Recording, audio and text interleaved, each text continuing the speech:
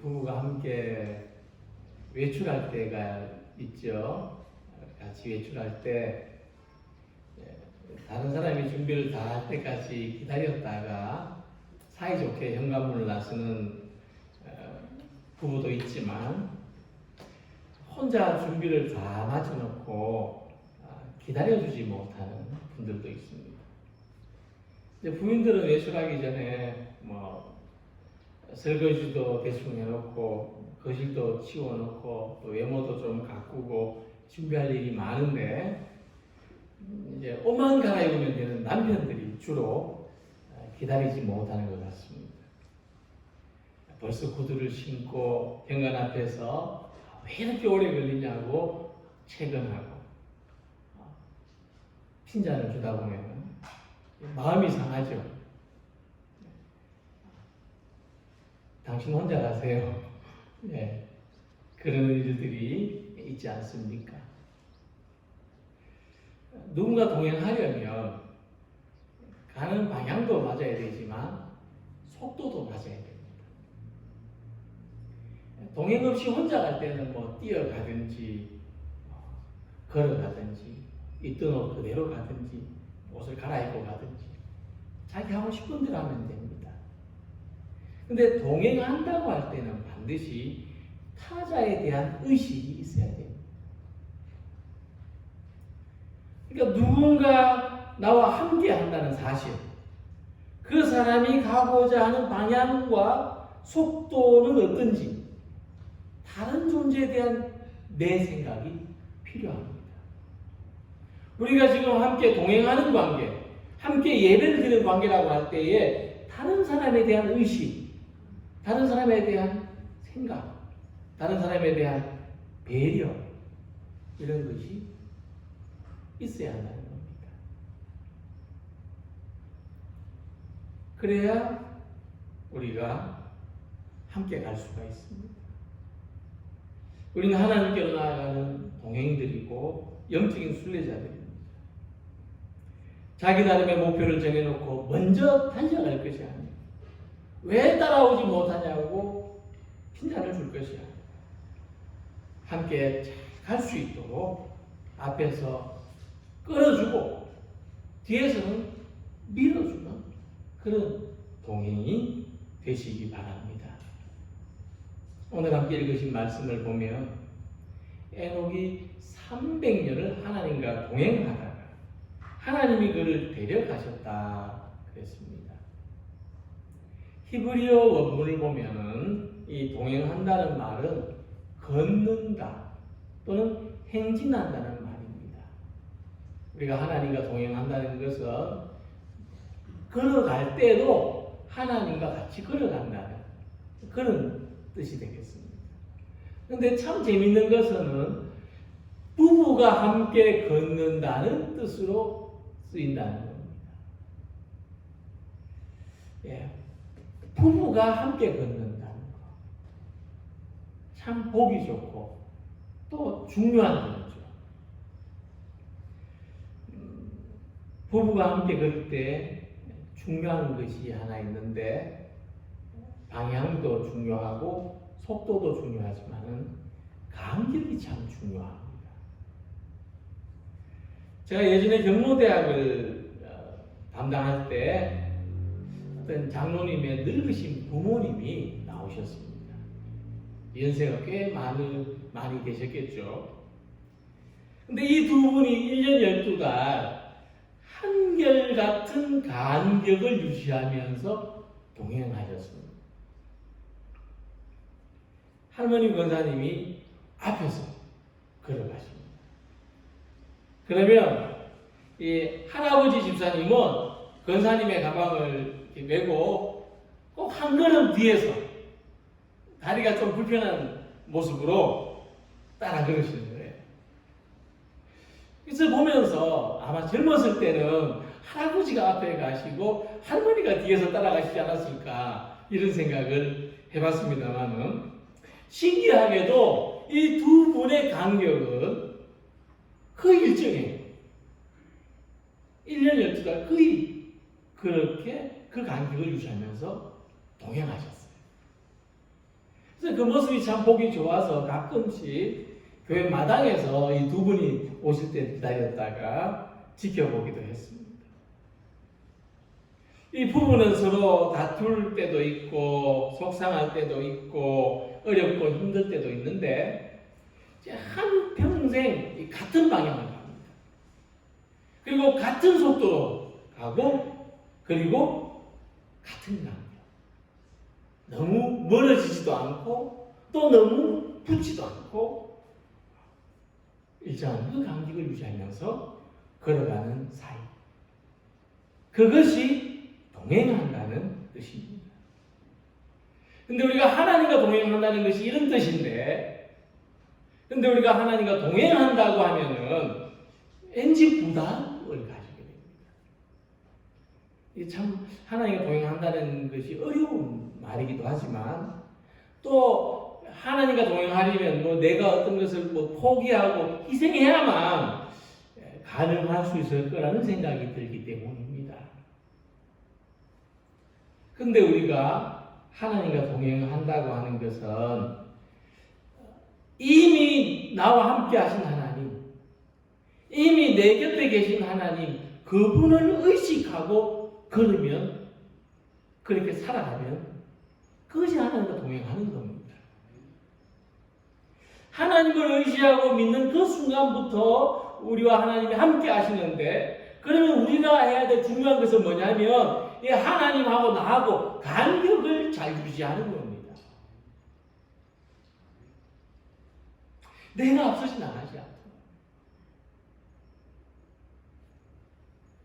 내가 너무 뒤처지지 않고 하나님의 존재를 생각하고 그 간격에서 이탈하지 않고 하나님이 좀 재촉하시면 좀 빠르게 하나님이 좀 쉬어라 하시면 좀 천천히. 우리 성도님들 보면은 요즘 기도를 너무 하지 않았다고 생각이 들면은 이렇게 평상시에 기도하러 오시는 분들이 있습니다. 또 요즘 말씀을 너무 가까이 하지 않았다고 생각이 들면 또 말씀을 펴서 읽고 묵상하는 분들이 있고 예배를 좀 소홀했다고 생각하면은 새벽 기도부터 열심히 예배를 참석하시고 이 하나님과의 간격을 의식하면서 그 간격을 유지하려고 신앙에 애쓰는 그런 분들이 모습들이 많습니다. 그러니까 우리가 하나님과의 간격을 유지하기 위해서 또 자기 삶의 정직성과 신실함을 돌아보면서 신앙생활에서 어느 한 가지를 포기하거나 놓치지 않는 것이 우리에게 필요한 겁니다. 우리와 함께 하신 하나님을 붙들고 살아가시기 바랍니다. 하나님보다 내가 너무 뒤처지지 않았는지, 어떨 때는 내가 기도보다 너무 앞서 나가지 않았는지 돌아보면서 우리 인생의 멀고 험난한 길을 믿음으로 동행하는 우리 모두가 되시기를 바랍니다. 자, 그렇다면 하나님과 동행한다는 것은 어떤 모습인가? 우리가 하나님과 동행했던 에녹이 어떻게 살았는가를 보면서 우리도 하나님과 어떻게 동행할 것인가를 먼저 생각해 보고자 합니다. 근데 뜻밖에도 성경은 자세한 내용을 말해주지 않습니다. 그 대신 함께 읽은 말씀을 보면 에녹에 대해서 이렇게 전하고 있습니다. 에녹은 65세에 무드셀라를 낳았고 무드셀라를 낳은 후 300년을 하나님과 동행하며 자녀들을 낳았으며, 그러니까 에녹이 하나님과 동행했다는 것만 이야기하지 뭐 이렇게 저렇게 상세하게 구체적으로 이럴 때는 이러했다 이런 것은 나타나지 않습니다. 근데 특이한 것이 있죠. 이 창세기 5장을 쭉 읽어보시면은 다른 선조들은 또 후손들은 뭐 몇 세에 누구를 낳았고 몇 세에 죽었다 이렇게만 기록되어 있어요. 근데 에녹에 대해서만 65세에 무드셀라를 낳았고 무드셀라를 낳은 후 300년을 하나님과 동행하며 자녀들을 낳았다. 그러니까 다른 사람들의 연대기에서 없는 것이 에녹에게 있는데 그게 뭐냐면 하나님과 동행했다는 거예요. 하나님과 동행했다. 에녹은 하나님과 동행하는 가운데 하나님을 믿고 하나님을 의지하며 살아가는 가운데 자녀들을 낳았다는 겁니다. 즉 다시 말해서 모든 사람이 똑같이 잠자고 밥 먹고 일하고 뭐 결혼하고 이렇게 사는데 에녹은 하나님과 동행하는 가운데 그 일을 했다는 겁니다. 우리도 마찬가지로 하나님을 믿고 의지하는 가운데 일상을 살아가는 것이 하나님과 동행하는 겁니다. 또 에녹에 대해서 신약 성경 유다서 14절 15절 이렇게 기록했습니다. 에녹은 자신의 시대에 살았던 경건하지 않은 사람들에 대해서 하나님의 심판이 있을 거라고 경고했다는 겁니다. 그래서 아담의 7대손 에녹이 이 사람들에 대하여서도 예언하여 이르되 하고는 모든 경건하지 않은 일과 또 경건하지 않은 죄인들이 주를 거슬러 한 모든 완악한 말로 말미암아 그들을 정죄하려 하심이라 하였느니라. 경건하지 않은 삶에는 하나님의 심판이 있습니다 하고 외쳤다는 겁니다. 에녹을 선지자라고 말합니다. 그리고 또 재미있는 말씀이 있는데 에녹의 손자 라멕이 있죠. 라멕의 아들이 노아입니다. 그냥 노아가 에녹의 증손자죠. 근데 이 라멕이 그 아들 노아를 낳고 그 이름을 지을 때 여호와께서 땅을 저주하심으로 수고롭게 일하는 우리를 이 아들이 안위하리라. 이런 뜻으로 아들 이름을 노아로 지은 거예요. 그리고 그때 에녹이 아직 생존해 있을 때예요. 그러니까 에녹의 손자 라멕은 이 타락한 세상에 자기 아들 낳으면서 하나님께서 이 아들을 통해서 구원의 은혜를 베풀 수 있도록 기원했다는 겁니다. 그러면 그 에녹이 그 시대 사람들에게 외친 말씀을 이 라멕도 알고 있고 라멕도 할아버지 에녹이 예언한 이 말씀대로 살고자 했으며 그러한 삶을 소망했다는 겁니다. 그러니까 에녹은 자기 자신만 아니라 자기 자녀들도 그 손자도 그 시대에 살았던 모든 경건하지 않은 사람들도 하나님과 동행하기를 하나님과 동행하는 삶이 되기를 소망하며 살았습니다.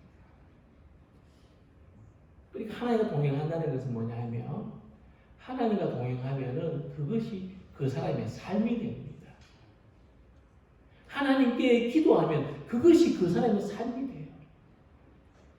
하나님의 말씀을 읽고 묵상하면 그것이 그 사람의 삶이 되는 겁니다. 하나님과 동행하는 모습이 따로 있는 게 아니에요. 그것이 나의 삶이 되는 것. 기도가 나의 삶이 되고 말씀이 나의 삶이 되고 예배가 나의 삶이 되는 것. 그것이 우선이고 다른 삶은 거기에 뒷받침하여 살아가는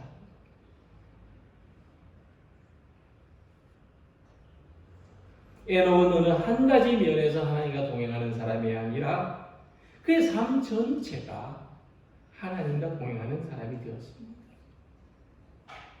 그러니까 자석을 끌고 다니면 땅에 있는 모든 쇠붙이가 크게 달라붙습니다. 그러니까 자석은 쇠를 달라붙게 하는 성질이 있기 때문이에요. 저는 우리 삶에도 자석과 같은 성질이 있다고 생각합니다. 에녹처럼 하나님과 동행하는 사람은 자기 주변의 사람들이 하나님과 가까워지도록 만드는 힘을 가지고 있습니다. 그리스도인들은 이 시대에 선한 영향력을 가져야 됩니다. 우리 자신이 하나님과 동행하는 삶을 살아가면 우리가 살아가는 이 세상이 우리 주변의 동료와 이웃들이 하나님과 가까워지게 되는 것입니다. 우리는 각자의 자리에서 그런 삶의 사명을 가지고 있습니다. 에녹은 300년을 하나님과 동행했다고 했습니다. 300년. 에녹은 아침에 눈을 뜨는 순간부터 오늘도 하나님 안에서 살아가기를 기도했을 것입니다. 그는 예상하지 못한 일을 만났을 때 선하신 하나님의 뜻이 무엇인지를 찾고자 했을 것입니다. 그는 삶에서 중요한 결정을 해야 했을 때 그것이 자기 자녀의 일이라 할지라도 하나님과 가까워지는 방향으로 선택하고자 했을 것입니다. 그는 감당하기 어려운 일을 만났을 때 삶의 주권을 하나님께 맡기고 겸손히 하나님을 따르고자 했을 것입니다. 그는 받아들이기 어려운 사람들을 만났을 때 하나님의 거룩한 마음을 품고자 했을 것입니다. 에녹은 누구보다도 하나님과 가까이 그 친밀한 거리를 유지하며 살아가고자 했습니다. 우리들도 하나님과 더욱 친밀한 동행을 소망하며 살아가는 우리 모두가 되시기를 기원합니다. 그러면 하나님과 동행했던 에녹의 삶은 어떤 결말을 가졌을까? 오늘 함께 읽은 말씀에 에녹이 하나님과 동행하더니 하나님이 그를 데려가심으로 세상에 있지 아니하였더라고 했습니다. 에녹은 죽음을 겪지 않았습니다. 우리가 승천했다고 표현하죠. 죽음을 겪지 않고 올림을 받았습니다. 이것은 무슨 말이냐면 에녹은 자기가 죽는지 사는지도 모르게 하나님이 이끄시는 대로 신비한 삶을 살았다고 하는 것입니다. 오늘 우리의 삶에 죽는지 사는지의 경계가 없어지기를 소망합니다. 우리가 그렇게 말하지 않습니까? 그냥 자는 듯이 이런 표현을 하죠. 자는 듯이. 이게 무슨 말이냐 하면은 이 삶과 죽음의 경계가 없어진다는 거예요. 근데 이 삶과 죽음의 경계가 너무나 선명하고 너무나 뚜렷할수록 우리는 어떻습니까? 불안할 수밖에 없어요. 막 어떤 사람이 막 이렇게 옆에서 죽어가면 그런 모습을 보면 너무 내가 불안한 거예요. 근데 우리는 이 에녹의 삶을 보면서 이 죽는지 사는지도 모르게 살아가기를 소망합니다. 이 신비한 삶이죠. 그런데 이 신비한 삶이 성경에 또 있다는 겁니다. 비록 그 에녹이 경험한 대로 하늘에 올라간 건 아니지만 성경을 보면은 참 이게 이건지 저건지 신비한 삶의 모습이 있어요. 그때 이들을 이렇게 성경은 말하고 있습니다. 여호와께서 시온의 포로를 돌려보내실 때에 우리는 꿈꾸는 것 같았도다. 시편 126편 1절이에요. 꿈꾸는 것 같았대요. 바벨론의 포로에서 70년 포로에서 집으로 돌아갈 때 꿈꾸는 것 같았대요. 베드로가 나와서 따라갈새 천사가 하는 것이 생시인 줄 알지 못하고 환상을 본다. 그러니까 베드로가 감옥에서 갑자기 풀려나게 됐어요. 감옥 문이 열렸어요. 천사가 옆구리를 툭 쳐서 나오라 했어요. 베드로가 천사를 따라서 감옥에서 풀려나면서 이게 꿈인가 생신가 또는 환상인가 이게 그랬다는 거예요. 또 사도 바울이 고린도후서 12장 2절에 이렇게 말씀합니다. 내가 그리스도 안에 있는 한 사람을 아노니 그는 14년 전에 셋째 하늘에 이끌려간 자라. 그리고 뭐라 그랬냐면은 바로 놓고 그가 몸 안에 있었는지 몸 밖에 있었는지 나는 모르거니와 하나님은 아시느니라. 이 바울이 알을 수 없는 하나님의 신비를 경험하게 됐는데 내가 지금 몸 밖에 있나 몸 안에 있나 그랬다는 거예요.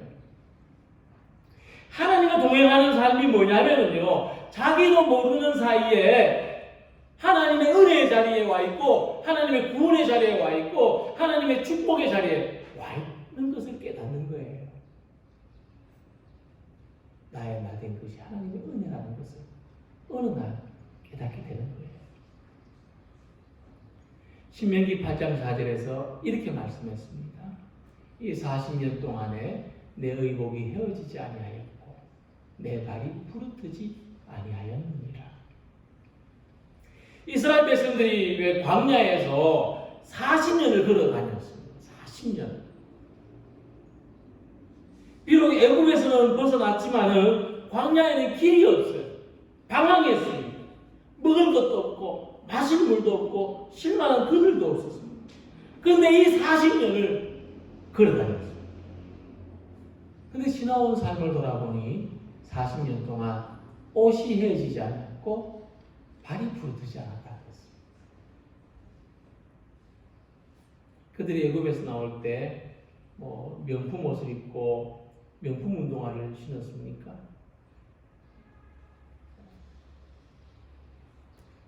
운동화 40년 동안 신고 다닐 수 있을까요? 아무리 명품이라도.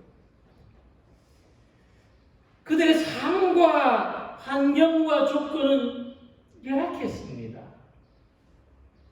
노숙에 가깝게 살았습니다. 힘들었습니다. 어려웠습니다. 근데 하나님이 그들과 동행해 주셨습니다.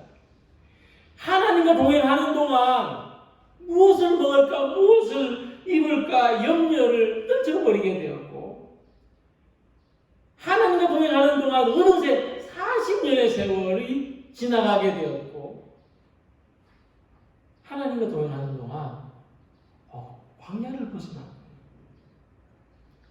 벗어났어. 그런 자신들의 모습을 바라보게 되었다는 것입니다.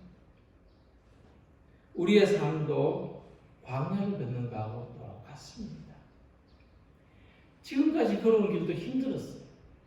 근데 또 앞으로 얼마나 가야 할지 남아있는 길을 따져보면 좀 걱정이 되고 한숨이 나옵니다. 이 다가올 공경을 생각해보면 차구책을 마련하기 위해서 전전긍긍할 수밖에 없습니다.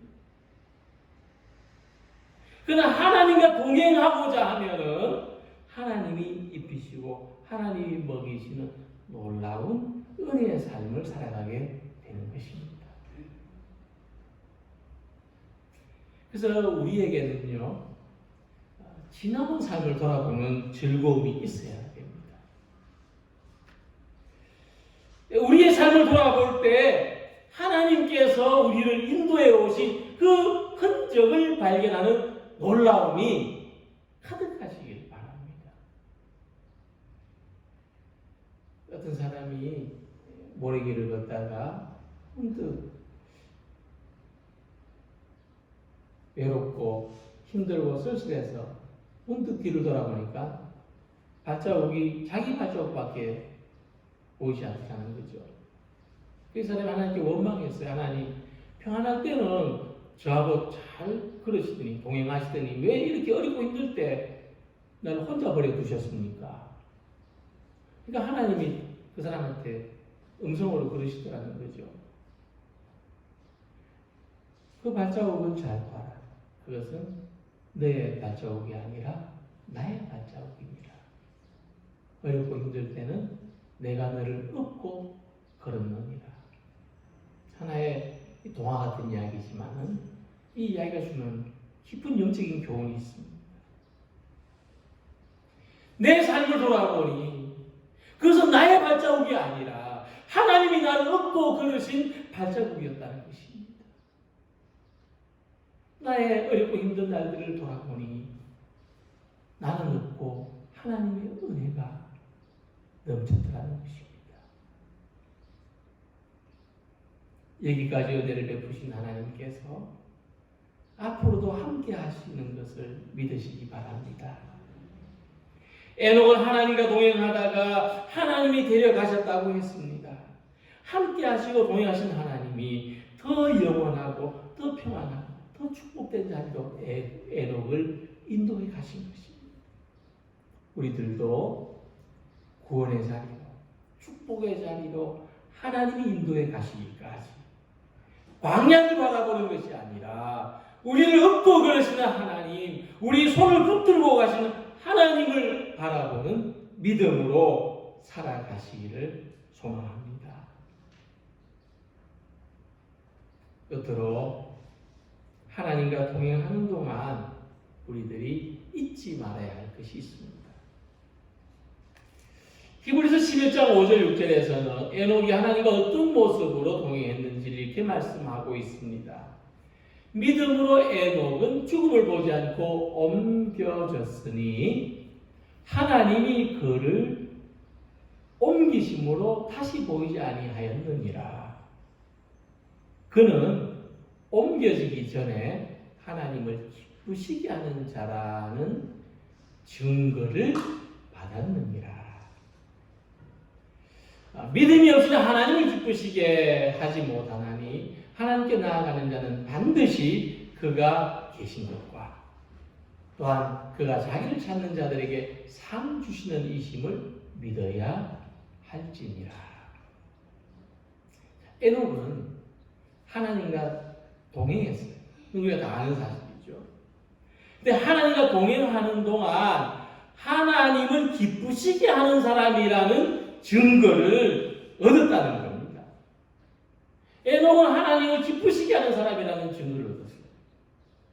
그래서 창세기 5장에서는 에녹이 하나님과 동행하였다고 2번 나타나 있는데 히브리서 11장을 보면은 에녹이 하나님을 기쁘시게 했다고 2번 강조되어 있어요. 그래서 하나님과 동행한다는 말에 가장 가까운 해석은 하나님을 기쁘시게 한다입니다. 그러니까 하나님과 동행하는 삶의 증거로서 하나님을 기쁘시게 하는 우리 성도 여러분들이 되시기를 바랍니다. 자, 그러면 하나님을 기쁘시게 하려면 우리 어떻게 살아야 되겠습니까? 그럼 우리가 무엇을 해야 하나님을 기쁘시게 할 수 있겠습니까? 이 히브리서의 말씀을 읽은 대로 보면은 제일 중요한 것은 하나님을 믿는 것입니다. 하나님을 믿는 것이 하나님을 기쁘시게 하는 것입니다. 믿음이 없이는 기쁘시게 하지 못하나니 이 말씀을 꼭 기억하시기 바랍니다. 믿음은 뭐냐?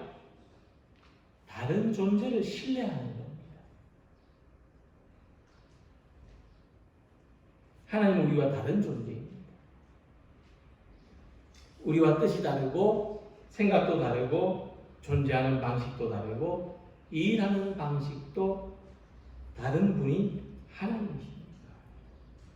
그런데 나와 다른 정말 나하고 너무 어떤 거룩하시고 구별되신 그 하나님이 푸른 조장 맑은 시냇물가에도 나와 함께 계시고 죽음의 음침한 골짜기에도 나와 함께 계시다는 것을 믿을 때 하나님을 기쁘시게 할 수 있는 것입니다. 그것이 하나님과 동행하는 삶입니다. 그 사도 바울은 자기가 가진 가시 속에도 자기 약점과 약함 속에도 하나님이 능력으로 함께 하시는 것을 믿었습니다. 그래서 바울은 고통 속에서도 하나님을 의지하는 기쁨을 가질 수 있었습니다. 그러나 주님은 나에게 내 은혜가 내게 속하다. 내 능력이 약한 데서 온전해진다고 말씀하셨습니다. 나는 그리스도의 능력이 내 위에 머물러 있도록 하기 위해서 나의 약한 것들을 더욱 기쁘게 자랑합니다. 고린도후서 12장 9절 현대인의 성경에 번역되어 있는 말씀입니다. 하나님을 기쁘시게 하는 것은 하나님을 믿는 것이고 그가 푸른 초장 맑은 시냇물가에 사망의 음침한 골짜기를 다닐 때에도 나와 함께 하시는 것을 믿는 것입니다. 모든 동행은 한 걸음 한 걸음 같이 가는 겁니다.